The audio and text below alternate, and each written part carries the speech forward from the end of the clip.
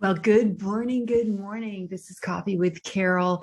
God does the how and you do the do. And I've had questions about this, like, what does it mean? God does the how and you do the do. I mean, I sort of get it, but I don't really understand it. So I want to just go back. This came out in one of my very, very first coaching sessions with a client where I just said, it's like God does the how and you do the do, because our natural want is to solve the problem. Okay.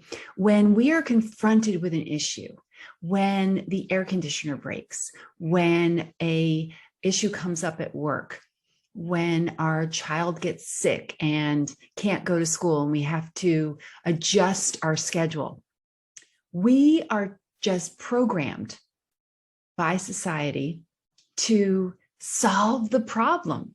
So we are going to solve the problem. And so we go into that mode. I wonder what if we did it this way?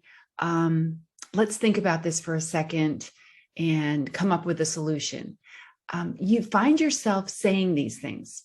So pay attention to that, because that is where you are getting ahead of God. See, when we make decisions, and you've heard me say this before, or you've read it in my book, but when we make decisions before we go to God, and then we go to God, that's really just damage control. we're just controlling a problem that we created. Okay. And we have to trust Isaiah 30:21, where it says that he's going to whisper in your ear, basically, whether you're going in the right direction. So this is the way, walk in it. Or this isn't the way, don't walk in it, right? When you turn to the right or turn to the left, he will let you know whether it's the right way. So trust that with everything that you have. Just listen to yourself. Again, if you find yourself saying things like, well, I wonder how I'm going to solve this, or what if we try, or let's think about this for a minute and we'll come up with a solution. Don't panic. Don't panic. We'll figure this out. And then I think we have sometimes where we even get so close to asking God first. We say something like, okay, God knew this was going to happen. So let's just take a breath and take a minute here, and we'll come up with a plan. I think that God was on the edge of his seat going, oh, they're coming to me first. They're coming to me first. And then you say, oh, nope, they're going to try to come up with their own plan. Darn it. I think he just sort of like, darn it, they're going to mess it up. We have to stop. Now, we have creative ideas. So when you do have a problem, or you do have something that's coming up, stop and take a minute and think about some possible solutions. But before you act on any of them, before you go right or left, ask him, what do you think I should do here? You know what the outcome is going to be. You know the best way for this. So what do you think I should do? And then start to move in a direction and listen to that little voice that tells you, yes, this is the right way, or no, that's not the right way.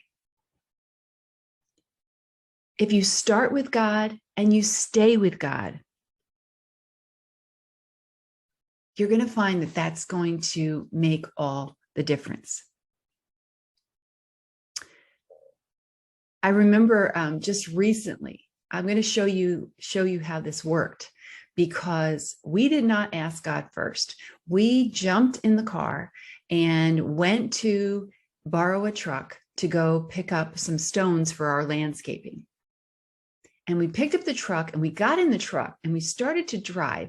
And I looked at my husband and I said, we didn't ask God if we should do this today with this truck at this time. He goes, you know what? We're right. Well, let's ask him now. And so we both sort of paused at the red light while we're in this truck. heading towards getting the stones. And we said, is this something we should be doing right now? And we both literally looked at each other in that moment and said, we're not supposed to be doing this. Did you feel that? Did you feel that? We're not supposed to be doing this. So we brought the truck back. We left it there, and we came up with a different solution on a different day. And we asked him first on that day. So we knew that it was going to all work out. Listen for your triggers and really work. I'm not perfect at this. I don't think that any of us are going to get perfect at this. We are programmed to problem solve.